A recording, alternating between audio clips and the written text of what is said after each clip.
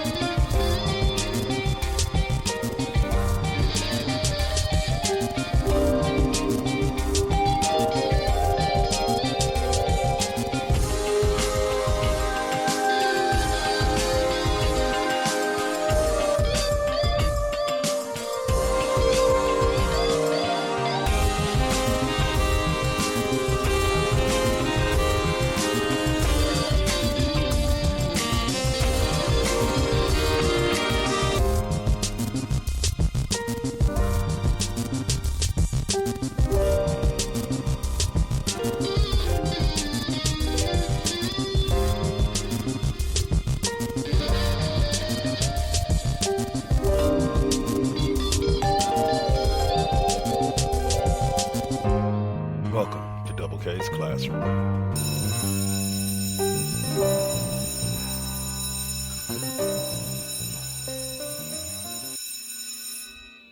Class is officially in session.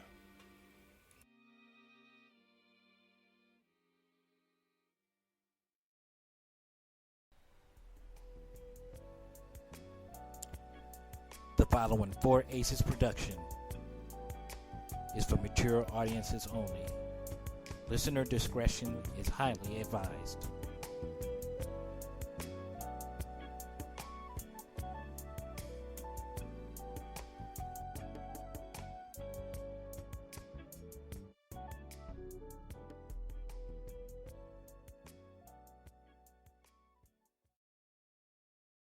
Hello,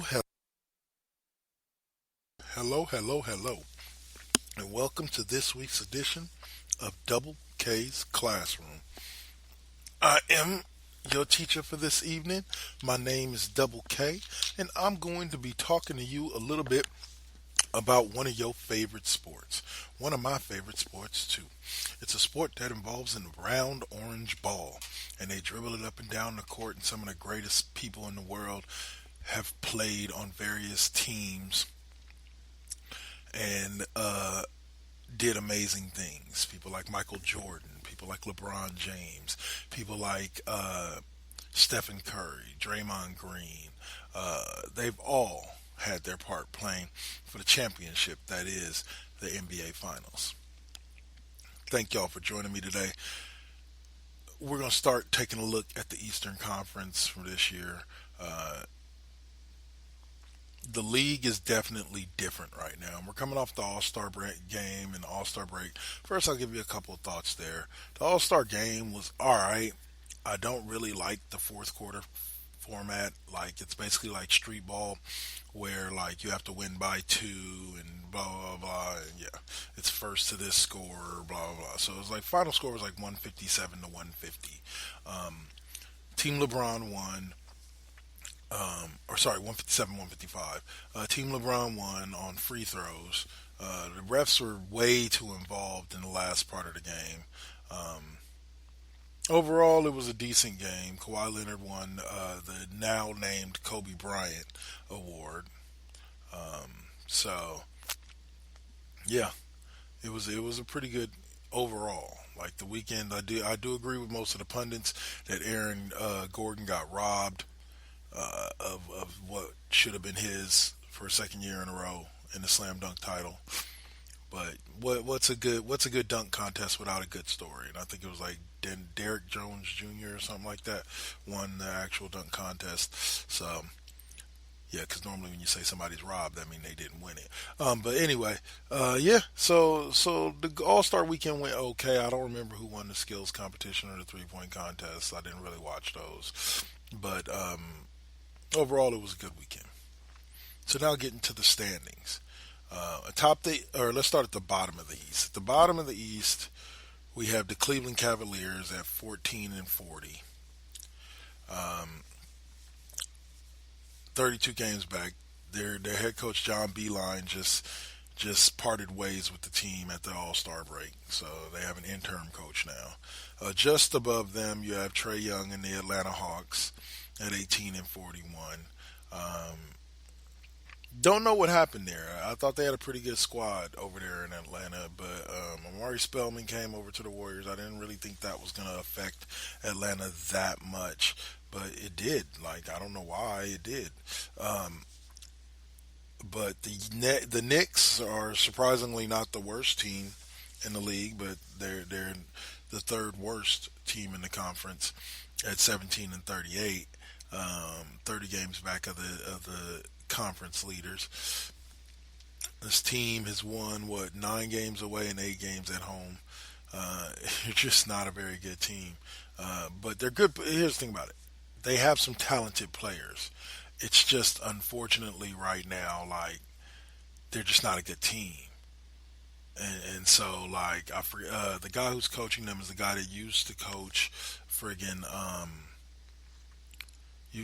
friggin' Memphis, I want to say. Hold on, let me see see who's the next head coach right now.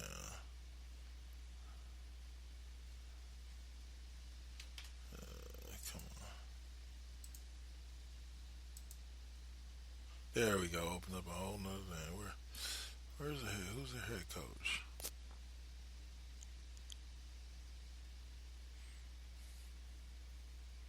Okay, come on. Who's the head coach? Gosh.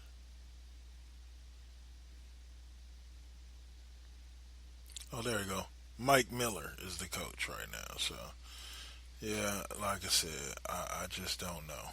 I don't think that they're going to be that good of a team anytime soon. Let's see. The Detroit Pistons, who just traded away Andrew Drummond to the Cavaliers and just traded away or just released Reggie Jackson, are pretty much blowing it up at 19-39 and just calling it a season. I doubt they're really going to be trying to make the playoffs or anything. Lost 5 straight. Yeah, they've won 11 home games, 8 away games. I just don't really see the Pistons doing anything. The Chicago Bulls are up next. Once again, Zach LaVine's a great player. I think they have a couple of great players on that team with potential. They're sitting about 5 games out of the final playoff spot at 19-37. And this is the Eastern Conference, where towards the bottom of the division is still the weak part of the conference, where an under 500 team is almost guaranteed to get in. So who knows? The Bulls are only about 5 games out at the All-Star break of that final playoff spot. So the Charlotte Hornets are up next. They're 10th in the conference at 19-36. Once again, only about 5 games out of that 8th playoff spot. They've won 8 home games and 11 away games, so they actually play better on the road, averaging scoring 102 points a game, but giving up 109. They have a -7 differential. Just wow. Like they're just not a good team this year. Kind of like the Warriors, just not a good team at all. But Michael Jordan is trying to turn that team around. He did replace with Rozier, with Kemba Walker with Terry Rozier, I believe, and I think they can make something of it. They got a solid young squad over there. The Washington Wizards sit only 3 back at 20-33. I think without John Wall, without Bradley Beal right now, I don't know if Wall's playing or not, but I just know without Bradley Beal, without their tandem, the Wizards aren't really that formidable of a team.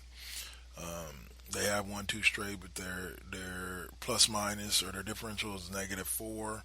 But they are averaging scoring about 115 a game, which puts them second in the Eastern Conference as far as points per game, behind the Bucks. So if they get locked down, start locking down the defensive side, they can easily get themselves into the playoffs. Only 3 games out. The Orlando Magic sit in that 8th playoff spot. Now that we get down to the nitty gritty, 23 games behind the Bucks. They won 15 home games, 9 away games. They got differential of negative 1.5 points. They only average 103 while giving up 105, so basically about 2 point differential. They've won two straight. Evidently, they're a defensive squad if you look at the numbers, and I can tell you, Orlando is a team that I could see not necessarily doing any damage, but if they could get into a higher seed, they will be a formidable squad in the playoffs. I think Orlando's getting better with just about every game. The Brooklyn Nets are sitting in the seventh spot, 25 and 29. Now, mind you, this is having most of this season, and if what's looking like all of this season, with no Kevin Durant and no Kyrie Irving, and they're still 25 and 29 and sitting in that seventh spot.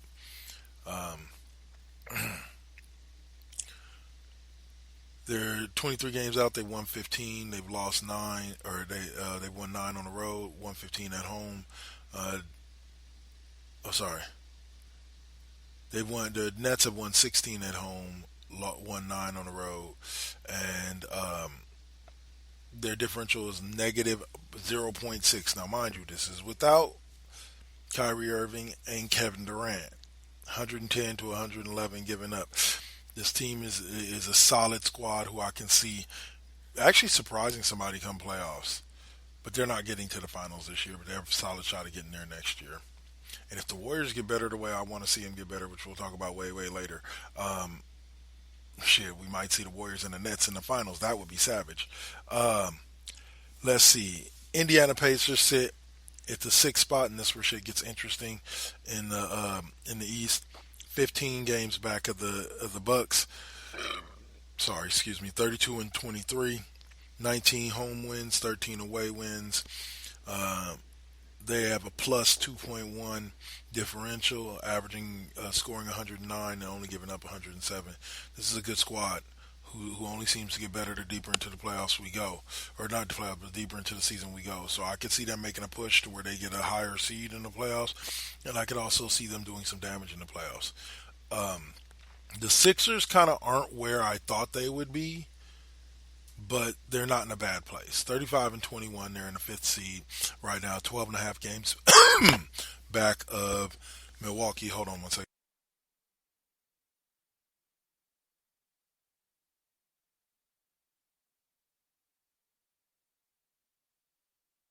Sorry about that. They're 26 and 2 at home, which is pretty much one of the best records in the league. But they're 9 and 19 on the road. That's going to come back to haunt them come playoff time. It truly is. They have a plus 2.5 differential, averaging scoring 108, giving up 106. But just above them, and what will be the 4-5 matchup, is the Miami Heat. The Heat have a 35 and 20 record, so they're only a half game up on the 76ers. They're 22 and 3 at home, 13 wins on the road, and have a plus minus of 2.5, averaging scoring 108 and giving up 106. So Miami would be my surprise team in the East if you look at it all. Miami would definitely be my surprise team. Let's see. The Celtics sit just above Miami, about 3.5 games above them, 38 and 16, with Kemba Walker leading the way. With Jason Tatum and their boys, they're 23 and 5 at home, 15 wins on the road. They have a plus minus of plus 6.9 differential. A plus 6.9, averaging scoring 113, and only giving up 106. It's one of the good squads out there. I think that, and so is the next squad, Toronto Raptors. They aren't actually where everybody said, where all the Raptors fans thought they would be, sitting on top of the East and on top of the NBA, looking down on everybody else. They're 7 games back of the Bucks, and I believe 5 games back of the Lakers as far as overall record in the NBA. You got the Toronto Raptors at 40 and 15, 21 home wins, 19 away wins, 112 points scored versus 106 given up. So they're still a solid defensive squad. Plus 6.3 differential. They've won 9 of their last 10. They're doing good, but unfortunately for them, this team exists in the East. The Milwaukee Bucks, led by one of the hardest names to say in all of basketball, Giannis Antetokounmpo. Antetokounmpo. I don't know. I butchered his name. But the Bucks sit at 47-8, 7 games up on the Raptors. They're 25-3 at home, 22 away wins, single-digit away losses. They have a differential of plus 12.2, scoring 119 a game, leading the conference, and only giving up 107.5. They're 8-2 in their last 10, and they continue to stay hot. The Bucks are the team to beat in the East. No Kawhi on Toronto, and like I said, I love Toronto and the run that they made last year, and they earned their championship, and I give that credit to them, even though despite the fact that everybody with a brain knows that they get ran over if the Warriors are fully healthy.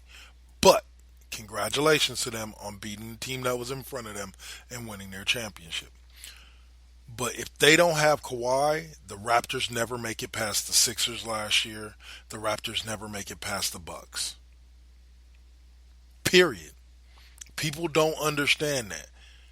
Remove Kawhi from the equation, and nobody's scoring those points. There's nobody else that hits that corner shot that Kawhi hit that won Game 7 against the Sixers. There's nobody else on that squad that hits those shots, that does those things, that shuts down Antetokounmpo to the point where he was pretty much null and void. He was a null hypothesis in that series against the Raptors last year because of Kawhi. You don't have that anymore. You don't have a stopper like that. You're a very good team, but you don't have a stopper like that. You don't have a clutch guy like that. And this year, I think Raptors fans are going to be woken up to that. Right now, they would be slated to face the Nets in the first round. So, I don't know. But that's it for the Eastern Conference. When we come back with my lesson of the day, I'm going to talk a little bit about the stats and the yearly stat leader so far, and then we're going to come back and I'm going to talk the Western Conference. You're listening to Double K's Classroom. You are listening to Double K's Classroom right here on the 4Aces Presents Radio Network. Spreaker.com, iHeartRadio, Spotify, Apple Podcasts, Google Podcasts, CastBox, and wherever you find your favorite podcasts. Interruption in progress. Now hijacking into ANS 2.0 immersion rig. Now simulating the amazing nerd show. Featuring comics. And Batman's like, you're safe here and everything, but the Joker all of a sudden pulls out a gun and shoots himself. Movies. People fight with lightsabers. What the hell do you want? I mean, in every one of these movies, there's a lightsaber battle. Yeah, no problem. I'm gonna rewatch it a million times. Yeah. I'm just saying, give me something more. Wrestling. That would be awesome. Oh my god, just a monster. Fans would be like, holy, what the hell's going on? What happened to Jericho? Horror. It starts off like any other like home invasion type of story, and then it just goes crazy. And more. Hey, this is Christian. Hey, this is Damon. And we are the Amazing Nerd Show. Make sure to download us on all your favorite podcast platforms.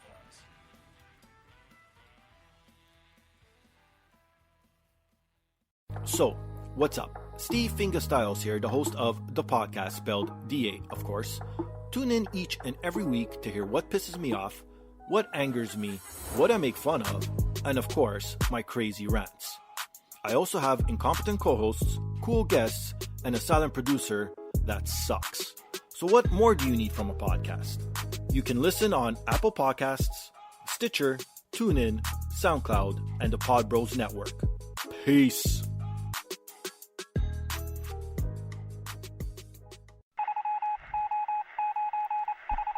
Tune in, folks. It's now time for Double K's Lesson of the Day. All right, and I am back with the lesson of the day.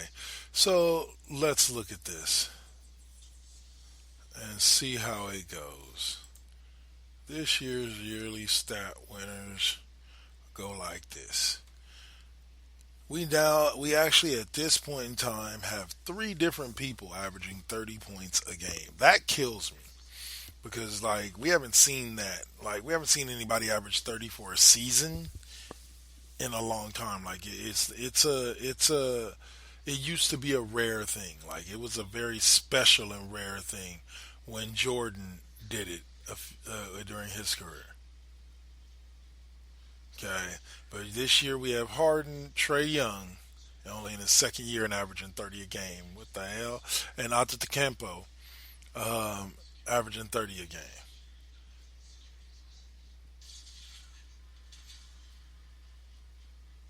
Let's see. Assist leaders, LeBron James. Now here's the most impressive thing to me, guys. Why aren't more people talking about Trae Young? This fool's averaging 30 points and 9 assists a game. Like, yeah, I'm impressed with LeBron James averaging 10 assists a game. But let's truly look at this. LeBron James is not in the top 5 scoring. He's averaging like 28 points a game.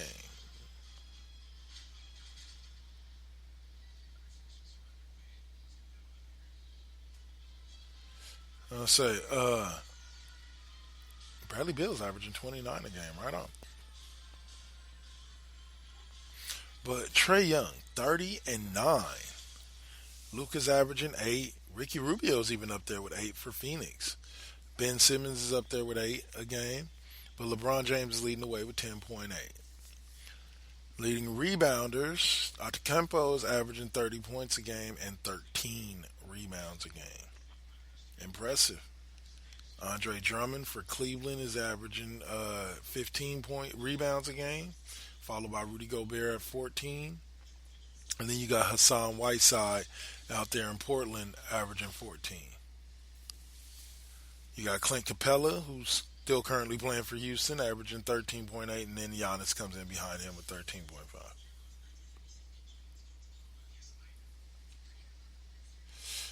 The blocks leader starts with Whiteside out of Portland. Brook Lopez is averaging 2 a game. Wow, for Milwaukee, like that. Yeah, see, Antetokounmpo and Brook Lopez, yeah. Anthony Davis is averaging 2 a game for the Lakers. Miles Turner is averaging 1 a game. Gobert is averaging almost 2 a game. Steals per game goes to Ben Simmons at 2.17 with Chris Dunn in Chicago right behind him. Chris Dunn and Zach LaVine, good combination. Andre Drummond is actually in 1.94 steals. Now, see, what's funny is what I would love to see is I would love to see Cleveland buy him out. I know Cleveland traded for him, but I would love to see him make a little ruckus, get out of his Cleveland deal, and then come sign with Golden State on a cheap. With Steph, Clay, the young Wiseman kid with the first pick, or the Golden State could ship the fucking first pick to Cleveland for Drummond. You got a guy who's averaging what? Leading the league in rebounds at 15.8. Fucking and in the discussion for most steals. Yeah, you put him in there, and yeah, I'm loving it. I'm loving it.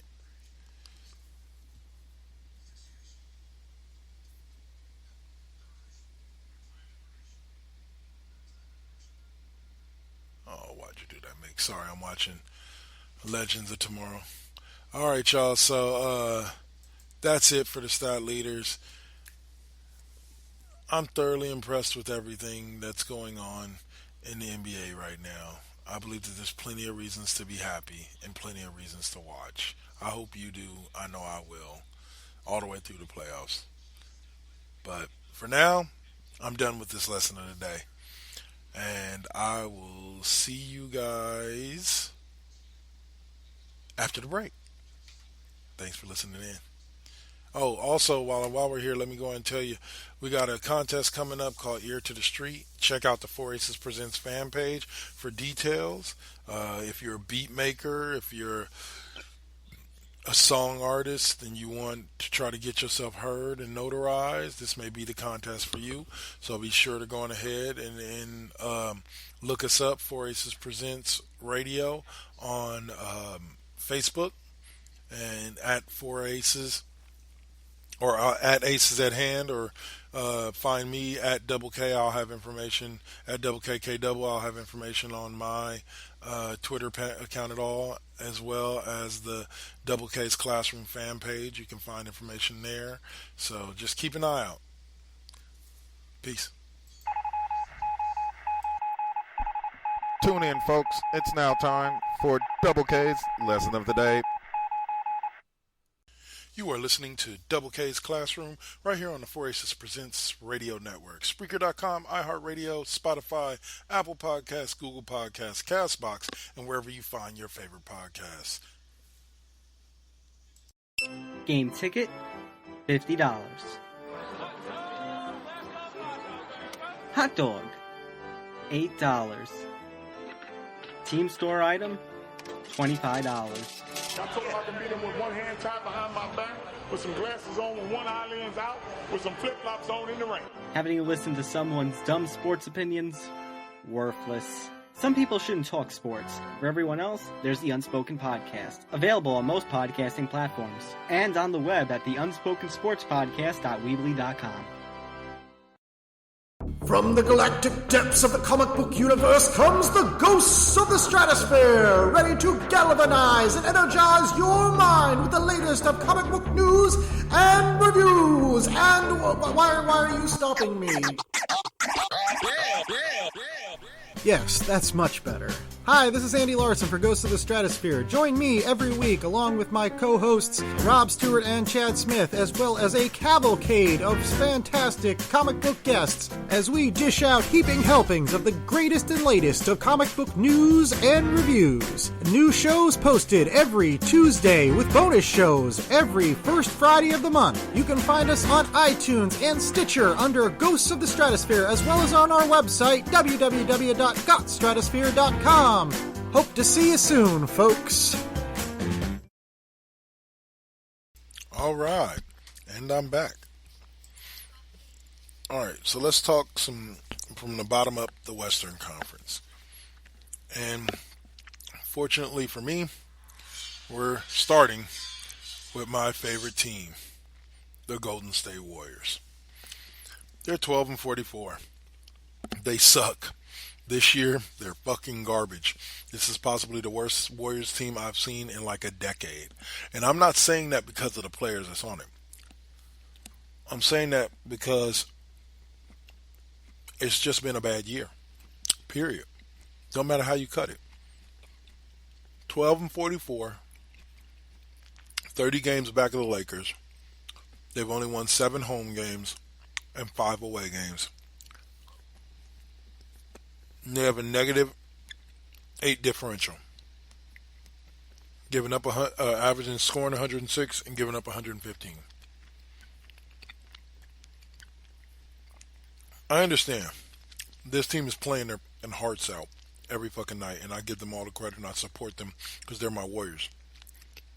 But my God, this is just not a good season.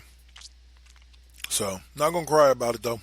Because at the end of the day, Steph, Clay will be back next year. Draymond will be back next year. We'll have a top pick. They'll work something out with a free agent. We got Andrew Wiggins. So I'm all down for bringing in that kid Wiseman. But as I spoke about earlier, the possibility of turning that top 3 pick into Andre Drummond, entices me, because Warriors could use somebody who doesn't really need to score a lot but can score if necessary, not to mention the fact that DeMarcus Cousins is being released by the Lakers, but I doubt he's going to sign with the Warriors for cheap like he did before. But fucking what I'm saying, but I like the thought of trading that top 3 pick that they will end up with, because currently they have the worst record, which would give them the best chance at the number 1 pick. I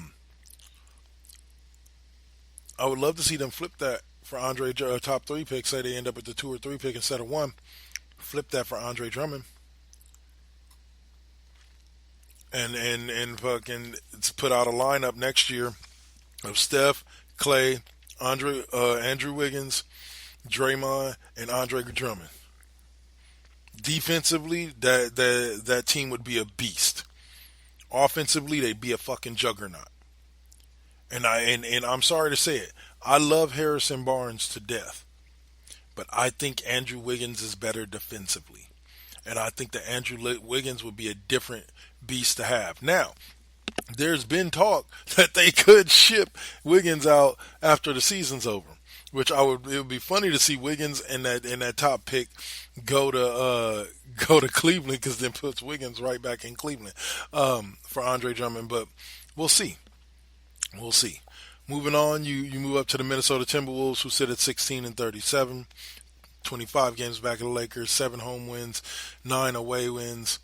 They have a differential of negative 3.5, scoring 112, giving up 115. Once again, Warriors, one of the worst defensive teams this year. That was their thing, so to speak. Okay. Moving on to the Phoenix Suns, 22-33, started out this season hot, but just couldn't sustain it. 20 games back of the Lakers, 11 road wins, 11 away wins. 11 home wins, 11 away wins. Differential of negative 1.2.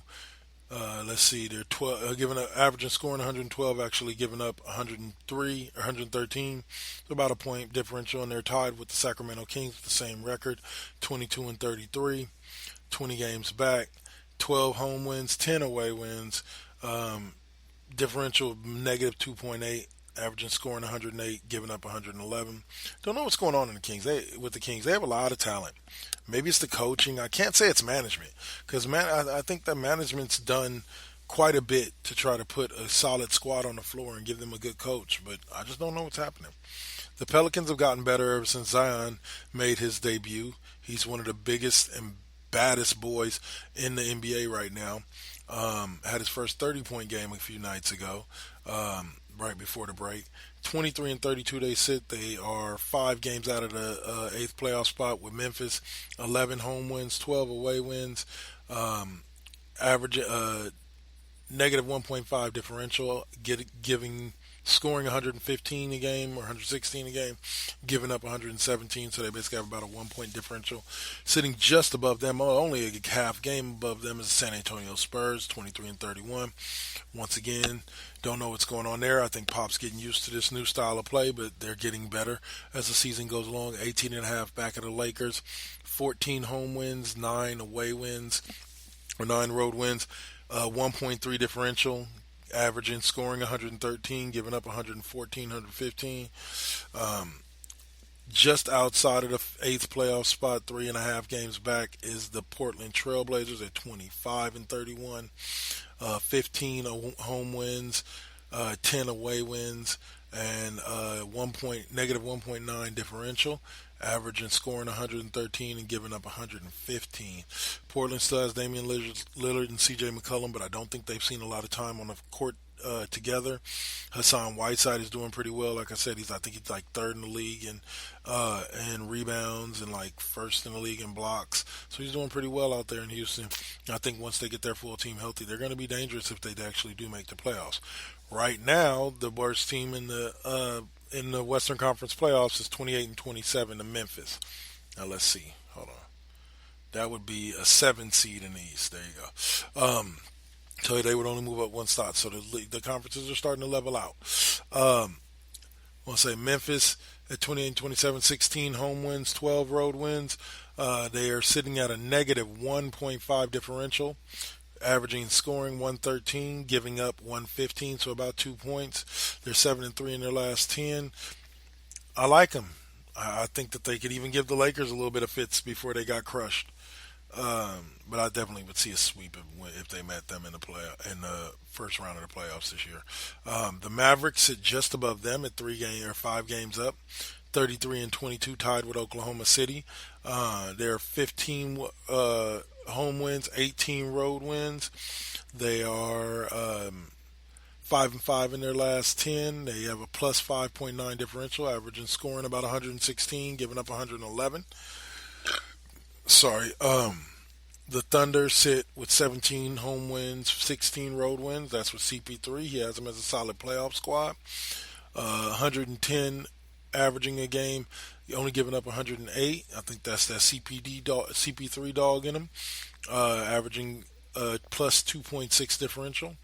The Houston Rockets aren't where I expect them to be. I expect them to be right behind the Lakers or right behind the Lakers and Clippers. They're sitting at the number 5 spot at 35-20 with Russell Westbrook and James Harden. 7 games back of the Lakers, 19 home wins, 16 road wins. They sit with a plus 4 differential, averaging scoring 118 a game and giving up 114. So this is a team that I see only getting better, like as time goes on. But we'll see. I think they made a couple of moves. They bought some people out. They signed some people. So they're trying to make moves to do better in the second half. The Utah Jazz would be my surprise team right now, sitting at 36-18, 5.5 back of the Lakers, 20 home wins, 16 road wins, and they're averaging a plus 4 differential, averaging scoring 111, giving up 107.